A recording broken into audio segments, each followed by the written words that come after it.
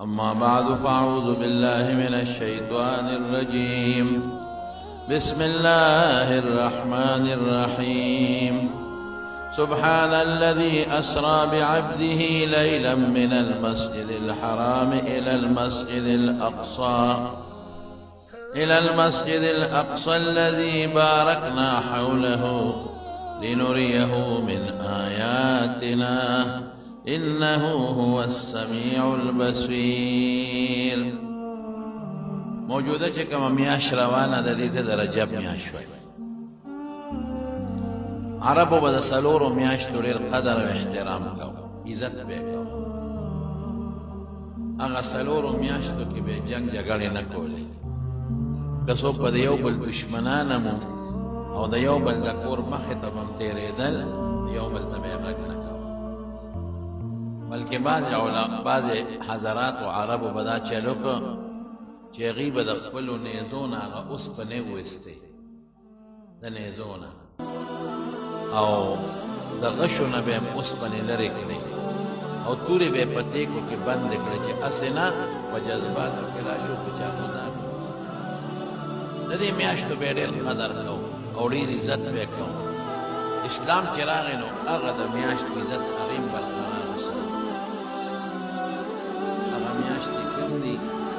هغه میاشتې یو رجب دی چې مونږ ورته د زبرګې میاشت وایو، دا موجوده رجب، یو ذیقعده ده، یو ذوالحجه او یو محرم. نو دا رجب دا اوس زبرګه میاشت ده، مونږ پښتانه وایي دا د عزت او د احترام میاشت او د قدر میاشت. څه مطلب؟ عزت او قدر او احترام څه دی؟ ګوره د شریعت د میاشتې قدر او عزت دی چې په هغې کې انسان د نورو میاشتو په نسبت باندې لږې نیکي زیاتوي، د ګناه نه پکې ځان وساتي او نیکي او عبادت به هم په هغه طریقه کوي چې کومه طریقه د پیغمبر مبارک نه ثابته ده. ځانه به نه کوي هغه څیز چې هغه د دین یو حصه او د شریعت یو حصه ګڼي او د پیغمبر مبارک نه ثابته نی او ته د ځان نه کې، نو دی ته بیا په عربی کې بدعت وایي، په شریعت کې دا ډېر لوی جرم او ډېر لوی ګناه. نو عبادت به مونږ د رسول الله صلی الله علیه وسلم د راوړلې شوې طریقې مطابق. نو دې رجب کې د حضور پاک یو عظیمه معجزه ښکاره شوې ده. د پیغمبر علیه السلام په معجزاتو کې دا غټه معجزه ده چې هغې ته د معراج سفر دی. اختلاف پکې روم شته چې د معراج دا سفر په کومه میاشت کې شوی دی. څوک د ربیع الاول میاشت یادوي، څوک بل هم نورې میاشتې یادوي. پکې اختلاف د علماو شته د مورخینو، خو اکثر مورخین په دې خبره متفق دي او راجحه خبره دا ده چې دا سفر د حضور پاک په دې معراج کې شوی دی، په دې رجب کې شوی دی، زبرګه کې. بیا په زبرګه میاشت کې چې معراج شوی دی، په کال کې لوی اختلاف دی چې دا په کم کال کې دی. څوک وایي د حضور پاک د پیغمبرۍ 5م کال، څوک وایي د حضور پاک د پیغمبرۍ 12م کال، څوک وایي د حضور پاک د پیغمبرۍ 11م کال، څوک وایي د حضور پاک د پیغمبرۍ د نبوت 10م کال. او دا 10م کال چې څوک یادوي نو اکثر علما دې له ترجیح ورکوي چې د هجرت نه 3 کاله مخکې دا معراج شوی دی. نو د هجرت د مدینې منورې نه 3 کاله مخکې هم دا 10م راځي د نبوت د پیغمبرۍ. او دې کې 15 منځونه بره فرض شوي دي، د بیا درته بیان حکم. نو دا 15 منځونه هم بعضې علما وایي هله فرض شوي چې ابوطالب وفات شوی او ابوطالب د دې نه مخکې وفات شوی. نو ګورې ټینګېږی به پې نه، اختلاف د علماو پکې دی، خو صرف دومره ده چې کوم راجح قول دا دی هغه د پیغمبر علیه السلام د هجرت نه مخکې 3 کاله، 10م د پیغمبر علیه السلام د پیغمبرۍ 10م کال. او راجح دا دی چې دا د زبرګې میاشت وه او بیا په تاریخ کې م اختلاف شته، خو راجح قول دا چې دا 28مه شپه وه د دې میاشتې چې دا لوی سفر د رسول الله صلی الله علیه وسلم پیښ شوی دی او قرآن شریف کې الله پاک په 15مه سپاره کې ذکر کوي په نورو سپارو کې اشارې شوی دی خو په 15مه سپاره کې الله ذکر کوي سبحان الذي اسرى بعبده ليلا هغه الله د هر عیب نه پاک دی دا سبحان په بعضې موقعو کې د تعجب په مقام کې ذکر کېږي چې کوم ځای کې یو داسې کار پیښ شي چې د انسان د عقل اوچتي او انسان د هغې نه تعجب وکړي انسان ته عجیبه ښکاره شي چې هو دا نو هغه وخت کې عرب د الله تسبیح ذکر کوي سبحان الله وایي لکه اوس هم داسې کلی شروع شي سخته نو انا لله ویلی شي او سبحان الله ویلی شي یا اوبو چتې شي او د خلکو دا کلي وړي نو انا لله د مصیبت په وخت کې ویلی شي او د تعجب د وخت د سبحان الله لفظ ویلی شي یا بعضې وخت کې داسې یو خطیب یو تقریر کوي او په هغې کې یو رښتونې خبره وکړي خو هغه ډېره عجیبه او ناشنۍ نو خلک هغې سره آواز وکړي د سبحان الله نو د تعجب په میدان کې وخت کې سبحان الله ویلی شي نو دا خبره ډېره عجیبه خبره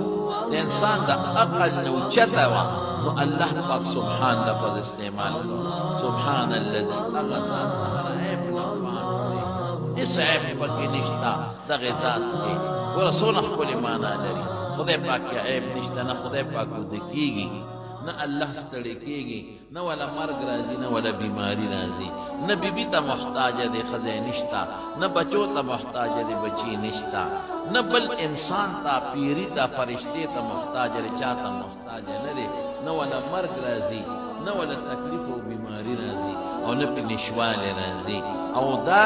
څومره ښکلي صفتونه دي ټول الله له ثابت دي ولې که ټول ښکلي صفتونه الله نه ثابت نه کړې نو دا خو عیب شو بیا که نه چې چا کې صفت ښکلي نه هغه عیب دی نو سبحان کې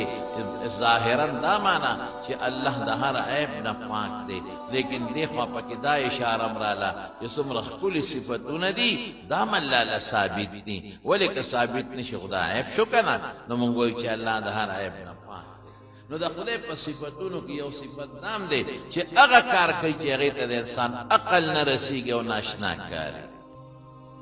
اسرا د شپې تلو ته وایي نو اسرا د شپې یې بوته څوک بعبده خپل بنده چې هغه رسول الله صلی الله علیه وسلم دی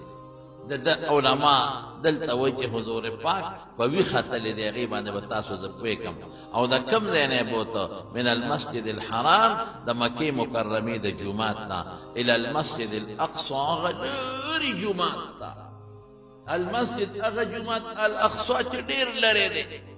لرې جومات دا موصوف صفت دی هغه جومات چې د مکې نه ډېر لرې دی الذي بارکنا حوله د هغې نه ګیر چاپېره موږ ډېر لوی برکتونه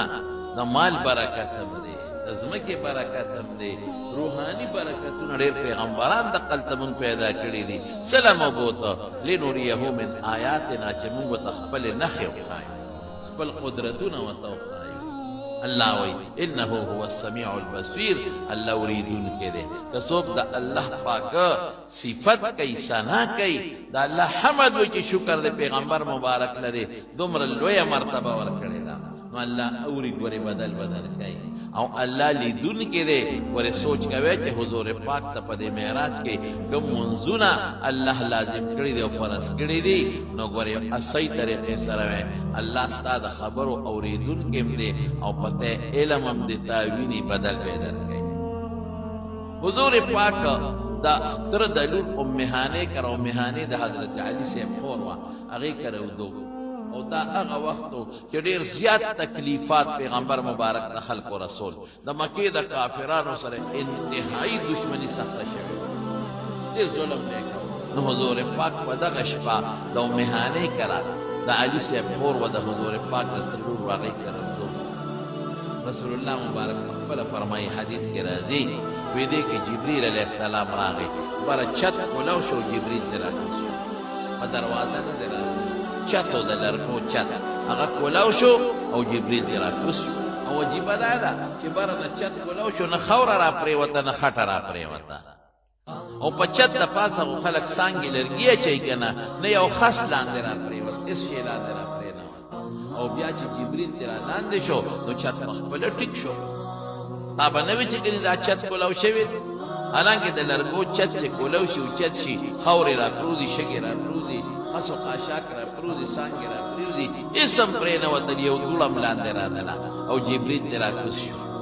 حضور پاک یې د خوبه راپاڅوئ پاسه دا جبریل په دروازه ولې رانغی په دې چت ولې راغی نو زموږ د حدیث استادان د دې توجیحات ذکر کوي خو زه به یې راته اسانه توجیح وکړم دا چې اشارت دې ته دی چې ستا سفر بره دی زه بره نه رالم تا به اوس بره اشارت دې ته دی چې دا چت سنګ ما ته کولو شو او زه ترې لاندې رالم تا ته به د اسمان چت کولاویږي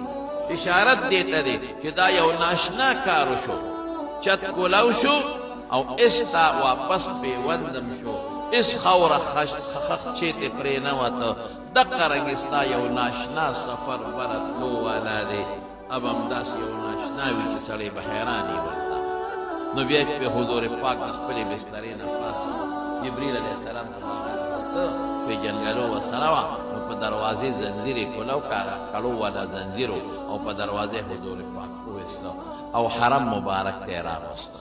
د ام هانې او د بیت الله په منځ کې لږه فاصله وه دونه فاصله به وه لکه زمونږ د جومات د دې دروازې نه د دغه ګوټه پورې دا چې کوم زمونږ دا چوراهه راځي د ټرانسفارمر کې لګېدلی دی دغه ځای پورې د دې ګوټه پورې دونه فاصله وه په هغه زمانه کې د ام هانې کور د ترکو پخوانۍ زړه برنډه اوس نه د ترکو پخوانۍ چې کومه زړه برنډه وه نو د باب عبدالعزیز او د باب فهد په منځ کې هلته پخوا یو چبوتره وه خلک به پکې ناستېدل هغه چبوتره تاریخ لیکه چې دا د ام هانې رضی الله تعالی عنها کور و چې د کوم ځای نه حضور پاک معراج ته بوتلی شوی لاندې بیسمنټ او د بیسمنټ په دروازه چې به تر اوچت شوې نو هلته یو ستن وه د نورو ستنو نه بدله وه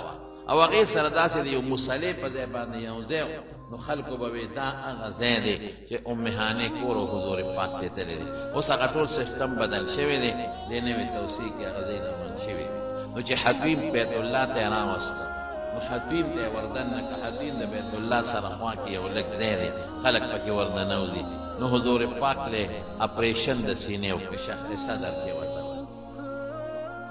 دا د رسول الله مبارک څلور کرته شوی دی یو ځل حضور پاک د بیبي حلیمې کرو چې دا اپریشن شوی یو ځل د رسول الله عمر بنا بر روایت راجحه لس کاله چې دا سینه شلیدلې ده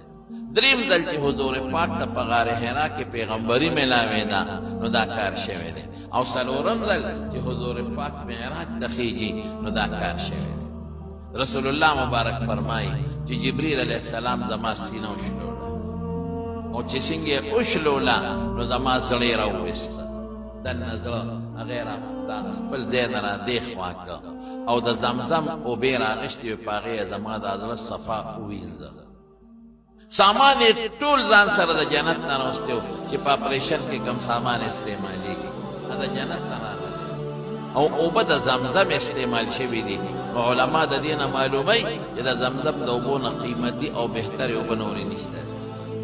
د جنت د حوض کوثر اوبه خو وې هغه یې راونړې او د زمزم اوبه یې راوړلې معلومېږي دا چې د زمزم د اوبو نه قیمتي اوبه بلې نشته نو یې ترې راله صفا ووینځه پاک یې کړاله او بیا یې سرو زرو یو کاسه وه هغې کې علم او حکمت او دانایي او خیارتوب دا د ډکه وه دا زموږ په دې دا چې کوم غیر مادي څیزونه دي د هغې هلته شکلونه دي اوس علم خو غیر مادي شی دی شکل نه لري لیکن په دغه عالم او دنیا کې د هغې شکل شته نو د علم او حکمت دانایي او خیارتیا د هغې نه کاسه ډکه وه هغې زما په زړه کې وردننه زړه په دې رګونو کې ورواچوله هغې کې ورواچوله او بیا څه چل وکړه بیا یې او دومره یې پکې ورواچوله چې زه تر مرۍ پورې ډک شوم تر مرۍ پورې زما د علم نه او د حکمت او د هوښیارتوب او د دانایۍ نه زما تر مرۍ پورې وجود ډک شو داسې شوه دی پکې ورواړو دغه روحاني څیزونه دي دا داسې څیزونه نه دي لکه چې اوبه ورړې یا وینه پکې ورچې په رګونو کې دا ځان له یو کیفیت دی وی بیا زما سینه یو ځای کړه جبریل علیه السلام چې لاس خلاص کړه واپس مې سینه جوړه شوه درد تکلیف اسم نه چونکه الله سره ملاقات در روان دی حضور پاک او پیغمبرانو سره ملاقات در روان دی او جنتونه بینه او دوزخونه بینه هغې دپاره د زړه قوت او طاقت پکار دی روحاني قوت او طاقت جسمانی نه نو هغه روحاني قوت او طاقت نه ورته زړه ډک وی د هغې نه پسې د حتویم نه راویستم نو یو څاروی ولاړو براق چې ورته وایي مشهور په براق دی براق ورته ولې وایي علما ډېرې وجې ذکر کوي یو وجه دا ده چې لکه د برېښنا غوندې پړقېده چمکاوېده تک سپین دویم دا چې لکه د برېښنا په شان نظر به یې کوو برق یو پړق سره د یو ځای نه بل ځای ته برېښنا ورسي دقه رنګې چې د به نظر کوم ځای لګېده نو نوکه به یې هغه ځای کې لګېدله ځکه براق ورته وایي د برېښنا په شان نظر یې کوو یا دا چې برق برېښنا سنګ وشي نو د هغې نه دنیا روښانه شي دقه رنګې دا براق چې سنګ پې زه سور شم او دې سفر شروع کړ نو دې نه به رڼا خطه شپه وه شپه وه د دې نه خپله لکه د برېښنا رڼا خطه میدان به کولو او واضحه ښکارېده یا دا چې برېښنا سره د انسان وجود ته سکون او خوشحالي میلو شي هر څه روښانه شي نو دې څاروي باندې ختېدو سره زړه کې اطمینان او خوشحالي او هغه سکون میلو شي د زړه برېښنا میلو شوه وی هغه او دا براق څونه وی دا د اس نه رکوټې د اس نه او د خر او د قچر نه لږ اوچته وی چې کله زه په هغه براق باندې سورېدم نو براق مستي وکړه لږ داسې دا ځان یې وړقاو او مستي وکړه نو حضرت جبریل علیه السلام ورته څه وایي ابي محمد تفعل هكذا صلی الله علیه وسلم ته د پیغمبر مبارک سره محمد سره دا چل کې والله ما رکبک احد افضل منه پتا د دنه بهتر شخصیت سورلی نه ده کړی دا څه کوي نو براق خبرې وکړې دا هم د حضور پاک معجزه ده چې حیواناتو خبرې کړې دي وی زما یو درخواست دی که څه درخواست دی وی زه دا درخواست کوم چې اوس ته د حضور پاک مرکب شم سورلي کوم نو چې په جنت کې ما د خپلې سورلۍ دپاره رسول الله مبارک وی بالکل ما ته قبوله ده په جنت کې به هم ته زما سورلي جنت کې خو د سورلۍ ضرورت نشته جنت کې خو چې څوک په یو سکنډ کې کوم ځای ته رسېدل غواړي رسېږي لیکن بعضې وخت کې یو سړی په یو اس باندې سور شي هغه له خوند ورکړي چې په هغې باندې ګرځي لکه اوس هم د بعضې خانانو موټرې وي لیکن ځان له اسونه هم ساتلي وي کله کله پې سورلي کوي د خوند دپاره او د لذت او د خوشحالۍ دپاره وي ما ته قبوله ده نو حضور پاک مبارک په هغه براق باندې سور شو ملګري ورسره څوک دي نو په غټو ملګرو کې دوه ملګري دي یو حضرت جبریل علیه السلام دی او یو حضرت میکائیل علیه السلام دی دا په غټو فرشتو کې دي نور یو روایت کې راځي چې د 50,000 فرشتو په پروتوکول کې روان دي په جلوس کې 50,000 صحابه حضور پاک په خدای پوزي د چا یاره نشته چې څوک ته تکلیف ورسوي هېڅ یاره نه د پیریانو شته نه د جناتو او نه د انسانانو نه د غلو د ډاکوانو لیکن دا یو عزت چې دا مخکې وروستو د لښکرې منډې وایي دا یو عزت دی دا رسول الله مبارک له خدای پاک یو عزت ورکړي نو روان شو رسول الله مبارک فرمایي چې یو ځای ته ورسېدم نو ما ته جبریل علیه السلام براق ودراو وی دلته یو 2 رکعته مونځ نو ما 2 رکعته مونځ وکړه نو راته وفرمایل وی دا ځای دې وپېژن ما وی نه دا مې ونه پېژن وی دې دا یثرب دی وروستو دې مدینه منوره جوړه شوې ده دا ستا د هجرت ځای دی بل ځای کې براق ودراو وی کوز چې دلته 2 رکعته نفل وکړه وی 2 رکعته نفل مې وکړل وی دا ځای دې وپېژن ما وی نه وی دا بیت اللحم دی کوم دی چې عیسی علیه السلام د خپلې مور نه بغیر د پلار نه پیدا شوی وی بل ځای کې براق ودراو وی چې وی دراو نو یې ما ته 2 رکعته نفل وکړه وی 2 رکعته نفل مې وکړل وی دا ځای دې وپېژن ما وی نه وی دا وادي کوه تور دی کوه تور هغه ځای چې کوم ځای کې موسی علیه السلام سره خپل رب ملاقات کړی دی او خبرې ورسره کړې دي وی په لاره چې تلم موسی علیه السلام مې ولیده په خپل قبر کې ولاړو او مونځ یې کاوه امم ولیده او چې کله حضور پاک براق ته خیږي نو رسول الله چې څنګه براق مستی وکړله نو دغه رنګ رسول الله مبارک ته جبرئیل علیه السلام یې ځکه نو سره خیجا نو حضور پاک هم لږ یو ټوټې صبر لږ غلی شو جبرئیل علیه السلام ورته ویل خیجه حضرت ولې نه خیجې نو لږ بیا صبر وکړه وی د الله رسوله تا ته وایم ولې نه خیجې وی یو سوچ مې دی په زړه کې او هغه دا چې زه خو په دې براق دلته سور شو او ځم او ما به خدای په جنت تم په اسانه رسوي فکر د امت لرم امت به مې څه کوي ګوره حضور پاک هر وخت خپل امت فکر کړی دی هره موقع کې امت یاد کړی دی په هره موقع کې الله ته د خپل امت جړا کړی دی ګورې وروڼو خو چې د حضور پاک صحیح امت خو جوړ شي که لیکن موږ د خپل پیغمبر تابعداري ونه کړو ځکه ډېر خفه شو ویم الله موږ له څومره ښکلی پیغمبر را کړی څومره مهربانه پیغمبر بالمؤمنین رؤوف الرحیم او د دې خپل امت دپاره یې څومره جلاګانې کړي دي خو موږ د پیغمبر طریقې خوښې نه کړی دین خو ډېر لوی شی دی د پیغمبر طریقې شکل د پیغمبر موږ ځان له خوښ نه کړ د انګرېزانو شکل هم خوښ دی خپلو لوڼو خویندو له موږ د پیغمبر د بیبیانو جامه خوښه نه کړه د انګرېزانو جامې وتاچې د ډمو جامې موږ خپلو لوڼو خویندو ته اچو خپلو زامنو ته د انګرېز لباس اچو دا څنګه زه حیران په دې چې د پیغمبر مبارک د خپل امت سره څومره مینه امت څومره غافل دی موږ په موبایل او په ټي وي باندې او په نېټ کې کومه ډمه وینو هغې کې مې جامې اچولي هغه برانډ جامې مې خپلو لوڼو له او ډمان سړي چې کومې جامې اچوي نو خپلو زامنو له هغه جامې راوړو هغه برانډ جامې وله راوړو دا د پلانکې ډمې په شان او دا د انګریز په شان او دا د انګریزې په شان درونو د خپل مبارک پیغمبر لباس خوښ کې که نه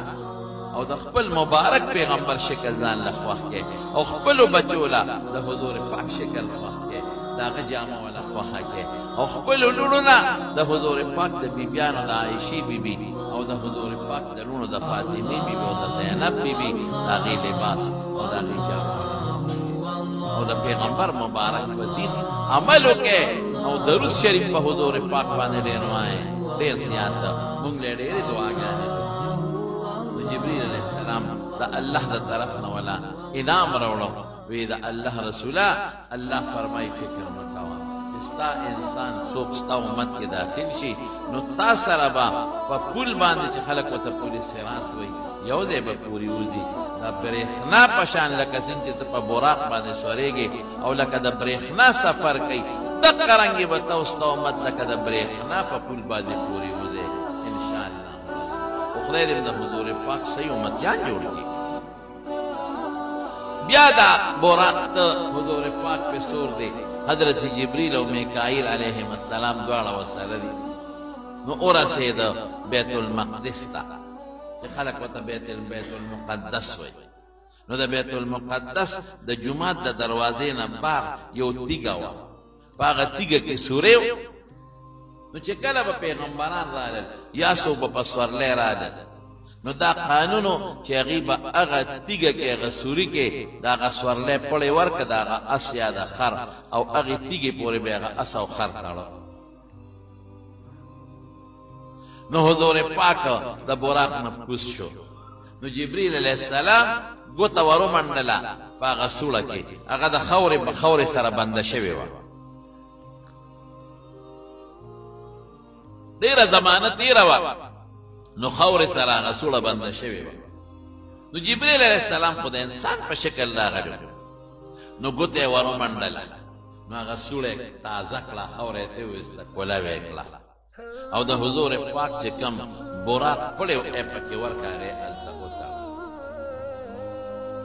او جومات ته یې وردننه که د بیت المقدس رسول الله صلی الله علیه وسلم فرمایي وی چې د بیت المقدس جومات ته دننه شم جومات د خلکو ډک دي صفونو کې خلک ولاړ یو شان خلک ولاړ او صفونه داسې تیار ولاړ دي لکه په دې انتظار دي چې څوک امام راځي هغه به خلکو ته منځ کوي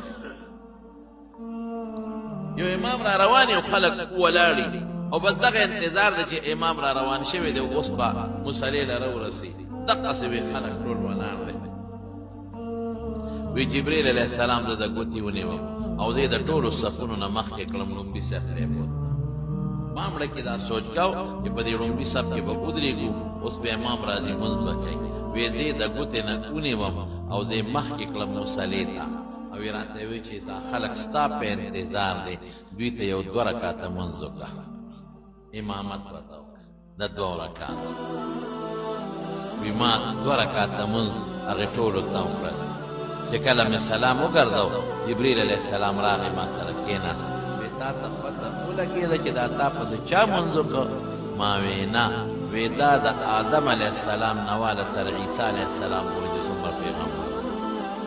علما لیکي تقریبا 100,000 سریر هجره کم و بیش پیغمبران دي تا پسې لمونځ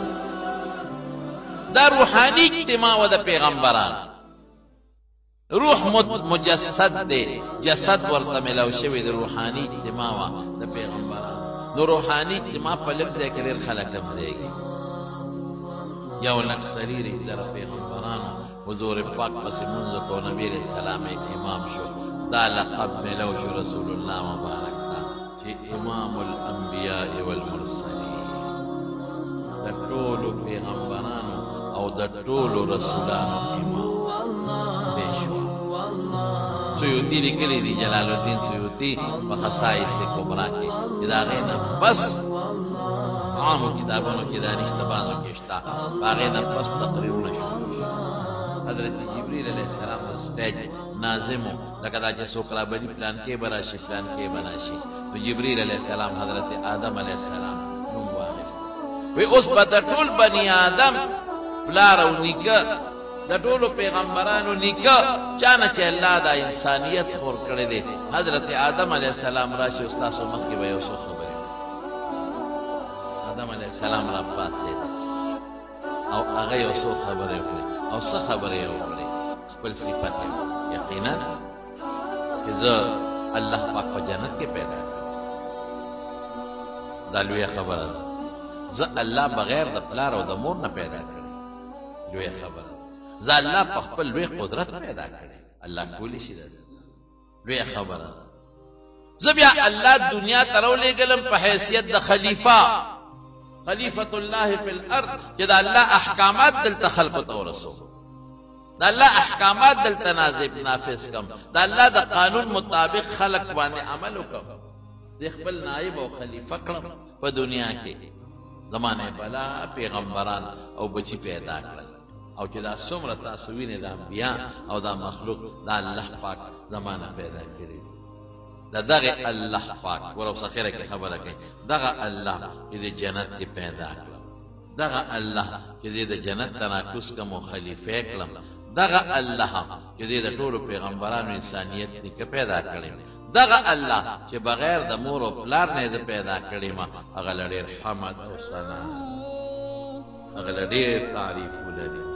دا خبرې وکړې او بیا کېناست جبریل علیه السلام پاسېد وی اوس به حضرت نوح علیه السلام راشي هغه به یو څو خبرې وکړي نوح علیه السلام پاسېد هغه هم خپل صفت وکړو د الله حمد یې ووایي هغه الله له حمد او ثنا ده کوم الله چې ما له ډېر عمر را کړی او ما پکې په دا ټول عمر کې دعوت او تبلیغ وکړو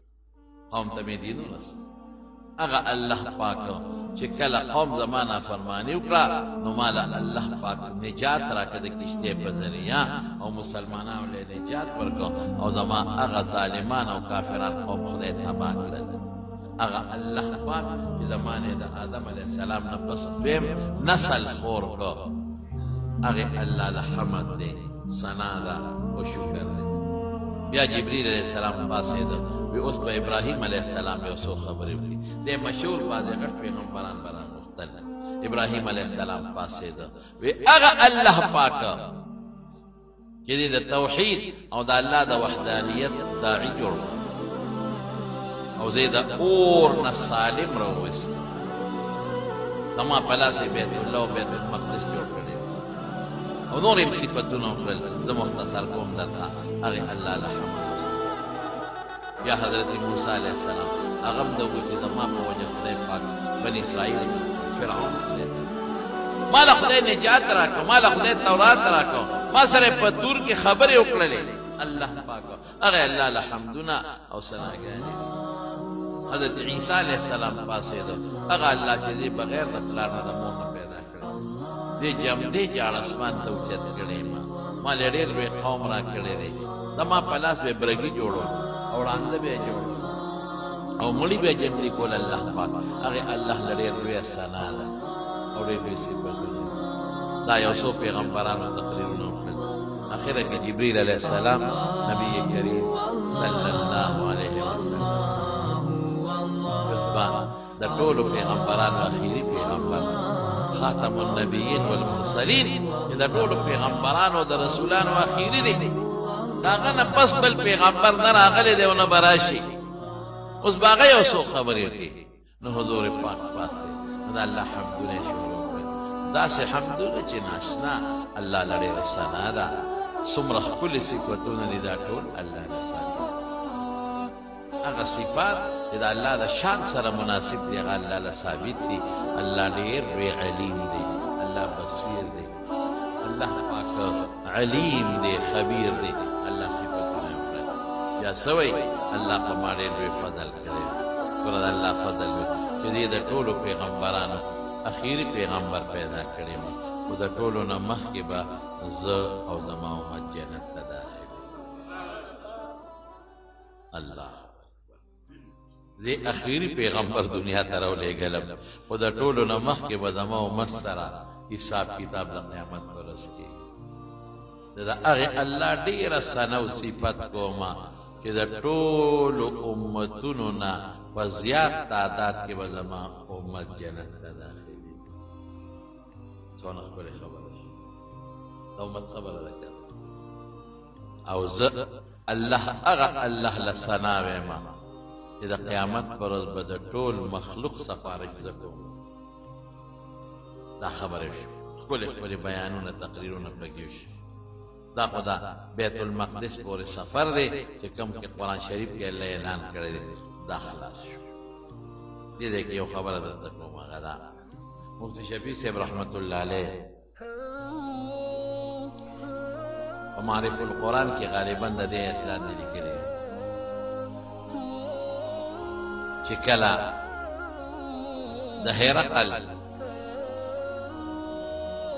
شام ته تللی او بیا هرقل په شام کې ابو سفیان تللی و. خیر هغه خو ډېرې اوږدې خبرې دي، اوږد حدیث د هرقل په بخاري کې هم تېر شوی دی، په معرف القرآن کې مفتي شفیع صاحب دا لیکلي دي. هرقل بیا ابو سفیان راغوښتی و، د هغه نه یې تپوس کړی، معلومات یې د حضور پاک نه کړي وو. نو د ابو سفیان یو خبره وکړه د هرقل، وی صاحب دا پیغمبر دروغجن پیغمبر دی. هرقل دروغ بادشاه وی ولې دروغجن؟ وی دروغجن په دې دی چې وی اوس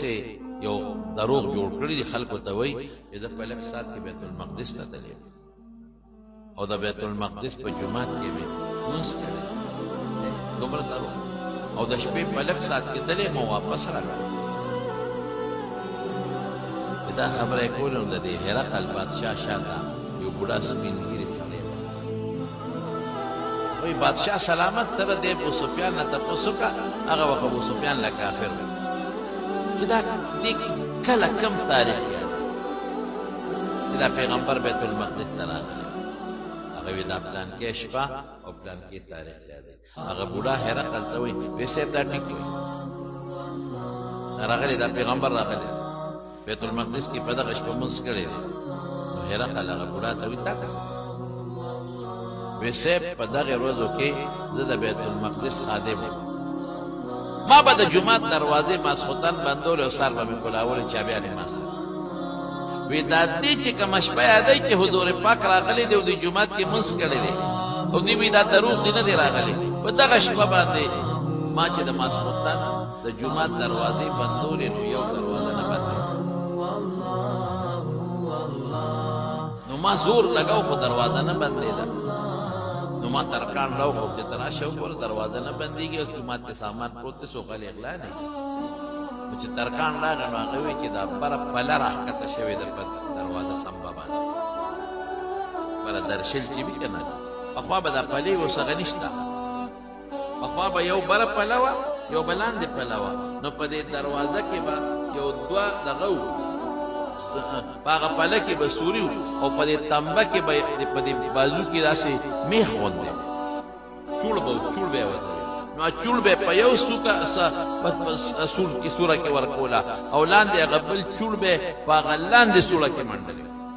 چوړونه به زمونږ د یاد نو هغه چوړ به په هغه پله کې تاوېده د قبضه به نه وه په دروازو کې دا قبضې مبضې سیسټم په هغه زمانو کې نه و دا لا د پله لا داسې راکړه نو هغه بره پله راښکته شوې ده دا دروازه یې نیولې ده د دروازې څوکه نه بندېږي او د شپې کار نه سبا به یې کړو نه یې ښه په دروازه مې کوله او پرېښه ده سهار چې رالم چې دروازې له مې ګوتې یوړې دروازه په خپله بنده شوه لکه دا سینګ چل دی په دې باندې پله راښکته اوس خو پله اوچته ده وي شک مې پیدا شو وی چې رالم هغه تیږې له چې کومې تیږې پورې به پیغمبرانو خپل څاروي تړل وی هغه تیږې هغه سورې د زمانو نه بند و او کولو شوې چا په ګوته کولو کړی او چې مې وکتل نو هغې سوري پورې څاروي تړلی شوي و د هغه تیږې د پاس سره څاروي د پړي هغه داغ پروت او د هغه تیږې سره خوا کې د څاروي د قدم د سومانو نښې پرتې وی ما لکه سوچ وکړه چې دا د خدای څوک نیک بنده بېګا راته او دلته کې عبادت کو دا دروازه ورته کولو پاتې شو وګوره هغه سوړم کولو شوې ده د خدای نیک بندار څوک چې دی راغلی دی او هغه سوړم کولو شوې ده هغې پورې څاروي هم تړلی دی او د څاروي د خپو د سومانو هغه دغه هم پراته دي نښې هم پرتې دي وایي چې دی وایي چې حضور پاک راغلی دی په دغه شپه او دلته یې مونځ کړی دی صاحب دی نښه ده دا ټیک وایي دی نښه ده بهر کیف دغه ځای پورې په براق رسول الله مبارک تللی دی او د دې ذکر الله پاک په قرآن شریف کې ذکر کړی دی بعضې حضرات وایي ښه دا خو شو اوس د دغه ځای نه پس بیا دویم سفر شروع شوی دی زمونږ په کتابونو کې دې ته اسرا وایي د شپې سفر دویم سفر بیا د بیت المقدس نه شروع شوی دی اسمانونو ته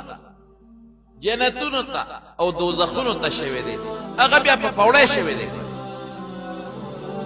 په براق نه دی شوی په پوړی شوی یوه خبره زه ستاسو مخکې رونو کوم ډېرو خلکو په خپلو کورونو کې یو پوسټر لګولی دی یو تصویر او په هغې یې د براق یو تصویر لګولی دی ډېرو کورونو کې شته او د اس یو خشته اس یې جوړ کړی دی وزر یې وله جوړې او د خشته جینۍ مخ یې وله جوړ کړی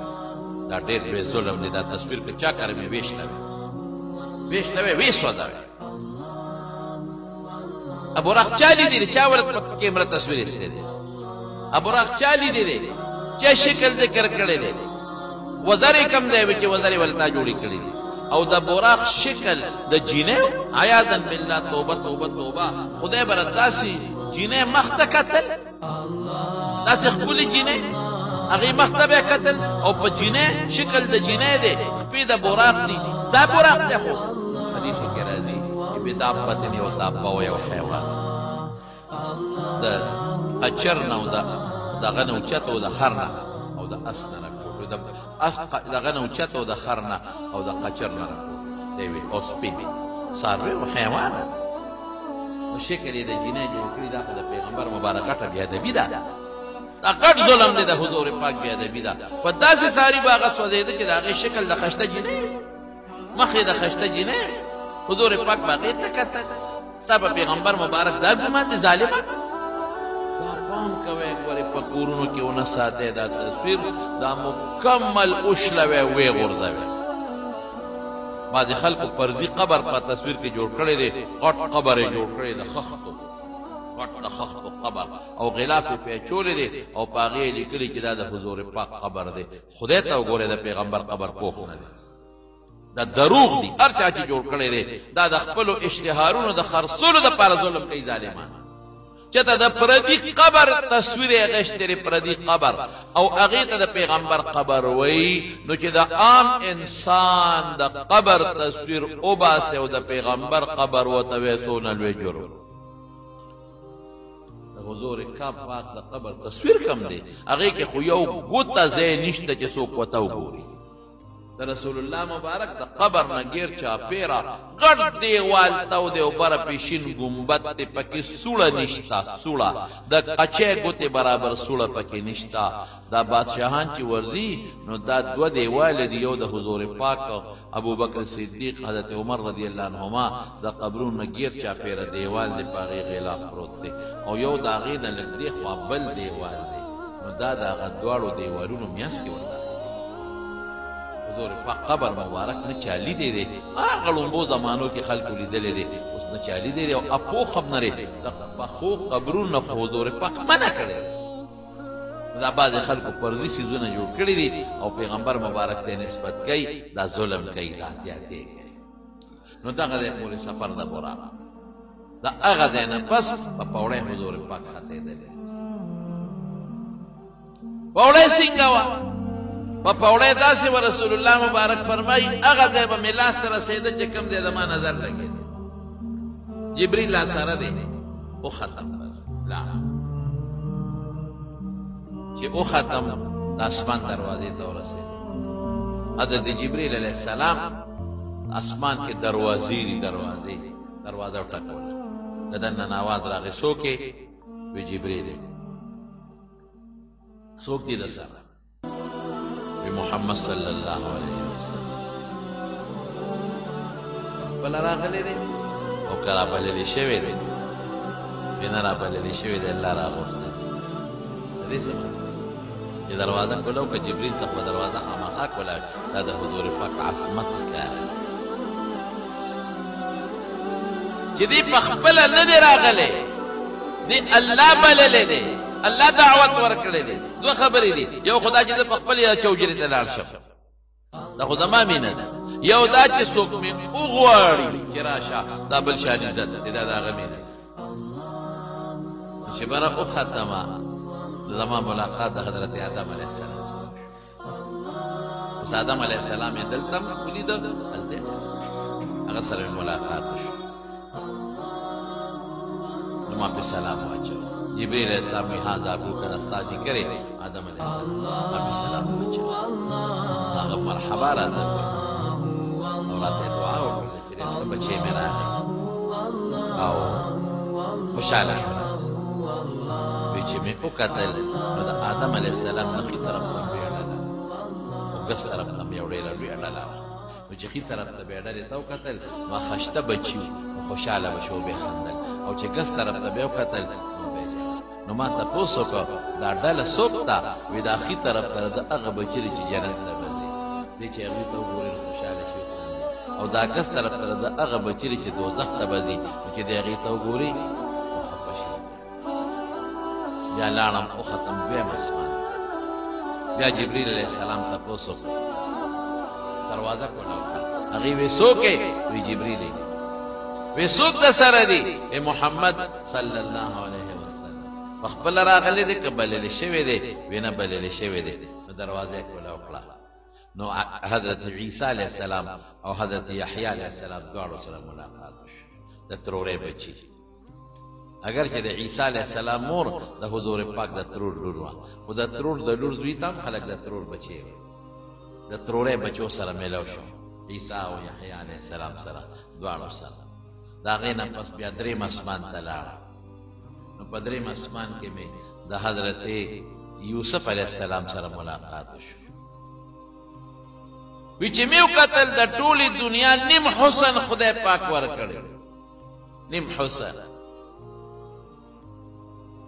بیا چې بره وختم څلورم اسمان ته نو د حضرت ادریس علیه السلام سره ملاقات همدقسې به د اسمان په دروازه کې تپوس کېده او دروازه به کولاوېده په پنځم اسمان کې په څلورم کې ملاقات د ادریس علیه السلام سره وشو په پنځم کې د حضرت هارون علیه السلام سره وشو په شپږم کې د حضرت موسی علیه السلام سره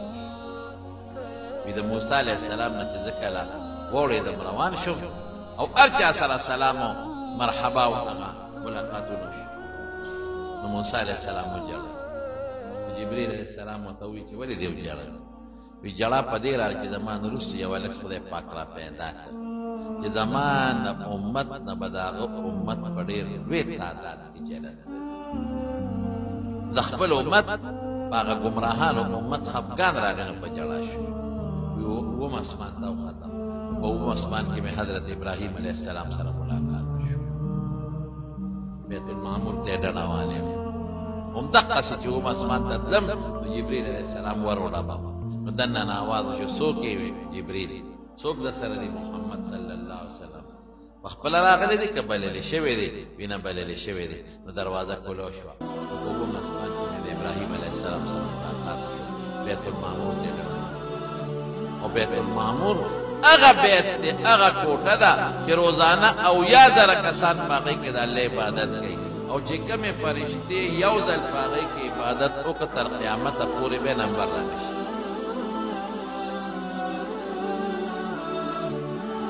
یو بیره مې ولیدله سدرة المنتهی چې د دغې اسمان کې تنه وه او د اووم اسمان نه پورته یې څانګې خورې شوې وې خو ډېرې ښایسته د سرو زرو د سپینو زرو پتنګان پکې ګرځېدل او مقارې او د هغې میوه چې وه د هغه بیرې د منګو عمره یا د چاټو عمره میوه او د هغې پاڼې د هګي د غوږونو په شان دی ډېره ښایسته او ډېره ښکلې وه د هغې نه پس حضرت جبریل علیه السلام ما ته وویل چې اوس به زما دلته انتها راغله زه نور بره نه شم اوس به بره د بره نور عالم دی هغې به ستا استقبال کوي نه هغې به دې عالم امر دا ټول عالم خلق دی هغه عالم امر دی هغه جدا عام دی دې ته ځان له عالم وایي هغې ته ځان له عالم وایي زموږ دا صوفیه ورته عالم لاهوتي وایي هلته بس زما ډیوټي دلته ختمه شوه ما ته د دې دی نه د بره د تلو هېڅ اجازت نشته نه د بره تلې هلته د الله نورې فرښتې دي اوس به هغه فرښتې تا بره بوځي نو د رب العالمین سره ملاقات دا باقي واقع به درته انشاءالله آینده جمعه ویم انشاءالله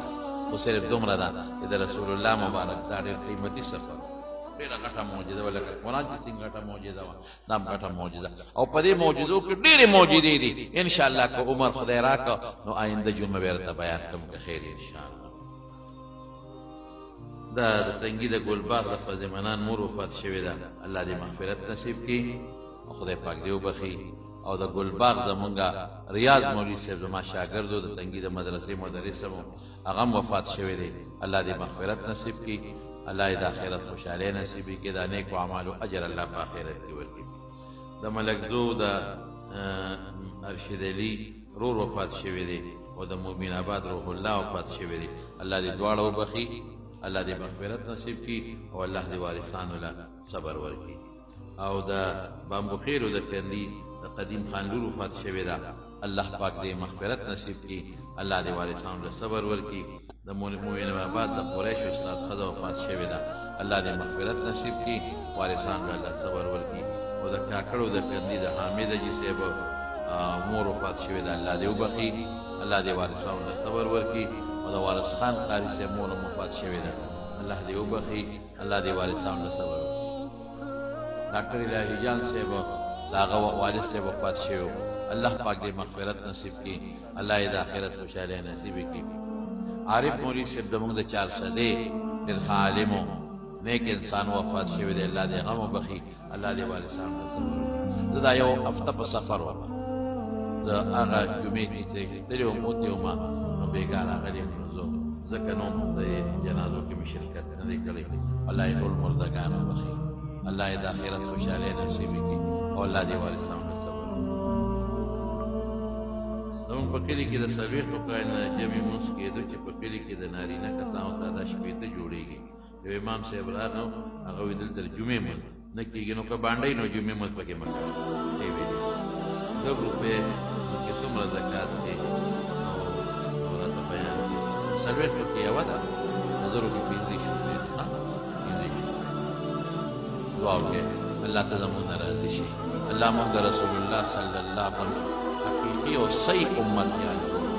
الله د رسول الله باندې د سنتو تابعداران الله د حضور پاک د سنتو تابعداران الله د شرکیات او بدعات او رسومات نه امن نصیب کړي یا الله چې دا کوم مردگان مانونه واغشتل واځي که نور څوک پات شوي الله د ټولو مغفرت نصیب کړي وارثان ته صبر ورکړي او یا الله که څوک بیماران دي په دې مجلس کې یا په کورونو کې ټول روح صحتونه او شفا ورکړي که څوک قرضداران یې قرضونه یې خلاص کړي خدای که د چا بچي دي یا شته خو نارینه اولاد نه الله نارینه اولاد یې ور نصیب کړي که د چا په ګاونډ کې په کورونو کې اختلافات او ناچاقۍ وي الله په روغ باندې بدل کړي الله موږ د حاسدینو د حسد نه وساتي د بغضیانو د بغضون نه وساتي د شریانو د شر نه وساتي د ساحرینو د سحر نه وساتي د بدنظرو د بدنظرو نه وساتي په چین کامیاب کړي خدای راغلی جمع ټوله وبخي یا الله زموږ د جومات سره دې مساجد سره چې چا مې امداد کړي دي الله ته ورته د هغې بدلې په دواړه جهانه ورکړي او دعا کوي چې خدای پاک زموږ د مابقیه کار په خیر سرته ورسوي الحمدلله رګړیانې پکې وشولې او بس اوس پکې د شیشو کار پاتې دی د بجلی کار پکې پاتې رنګ روغن پکې پاتې دی او دا دې جومات کې مونږ دا خیال نه کوو چې دا زموږ محراب دی دا برابر کړو دې کې مونږ تزیین او ټولک ډولې یې کړو دعا کوي چې دا ډېر خدای پاک اسباب برکت ورکړي او چې کوم زموږ اصل مقصد دی دا چې دې کې د جمعې مونځونه کېږي په دې دواړو جوماتونو کې او دواړه نه اوس خو یو دی او پکې درس د قرآن یې دعا کوي چې خدای پکې د قرآن درسونه جاري کړي یا الله ته زمونږه د دنیا او د آخر خیر او برکت نصیب کړي او د دنیا او د آخر د فتنو نه په امن او امان کې وساتي اخر وخت کې په خولې دا کلمه نصیب کړي لا اله الا الله